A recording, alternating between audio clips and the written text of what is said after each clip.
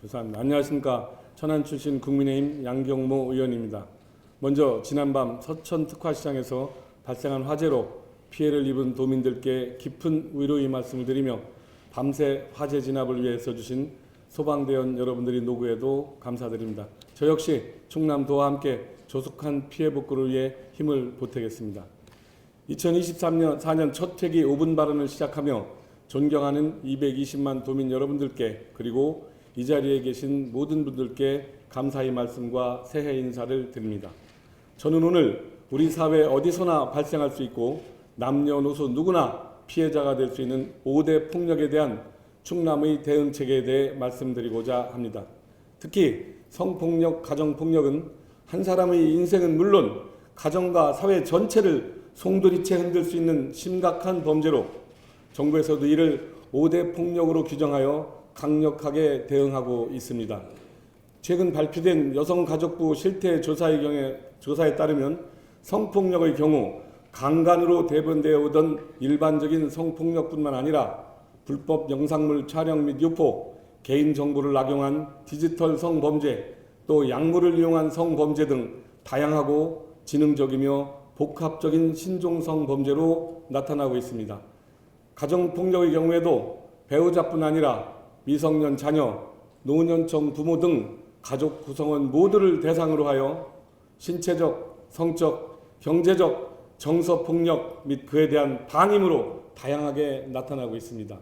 우리 충남에도 폭력 피해자를 위한 기관을 지정하여 지원하고 있습니다. 이 시설들은 여성긴급전화 1366, 해바라기 센터, 성폭력 상담소, 가정폭력 상담소, 성매매 피해 상담소, 장애인 성폭력 피해자 보호시설, 가정폭력 피해자 보호시설, 성매매 피해 지원시설, 폭력 피해 이주 여성 상담소, 긴급피난처, 통합상담소 등의 각기 다른 명칭을 가지고 있으며 총 46개의 시설을 민간에서 운영하고 있습니다. 과연 피해자가 피해를 호소하고 도움을 요청하는데 그 유형과 신고처를 피해자가 스스로 구분해서 신고하는 것이 맞을까 하는 의문을 갖지 않을 수 없습니다. 화재가 났을 때 우리는 119로 전화를 해서 도움을 요청합니다. 모든 국민이 당연히 119를 알고 있으며 그 화재의 종류가 어떤 것인지 따지지 않고 신고합니다. 경찰의 도움이 필요한 경우에도 사건 유형과 상관없이 112로 전화를 합니다.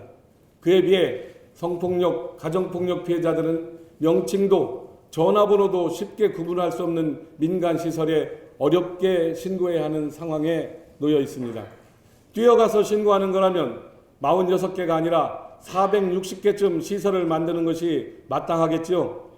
한 가지 의문을 제기합니다. 모든 폭력은 형사사건이 되는 중요 사건인데 민간에서 기관을 설립하고 주도하여 운영하고 관에서는 보조금으로 지원하는 형태가 과연 맞는 것인지, 또한 민간에서 지정받았다고 하더라도 보조금을 한번 지급하기 시작하면 마치 종신제처럼 계속해서 지급해야 하는 보조금 사업이 맹점이 성폭력, 가정폭력 영역에서는 매우 부적합해 보입니다.